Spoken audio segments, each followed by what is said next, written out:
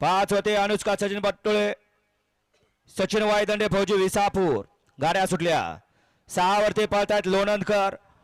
7 वरती आहेत कराडकर आणि 8 वरती आहेत कराडकर गाडी क्रमांक या मैदानातला 2 पळतो आणि 2 मध्ये 6 गाड्यांच्या मध्ये लढत चालू आहे परंतु इकडे आड्याला बाजी मारली शिखरा आणि लाडून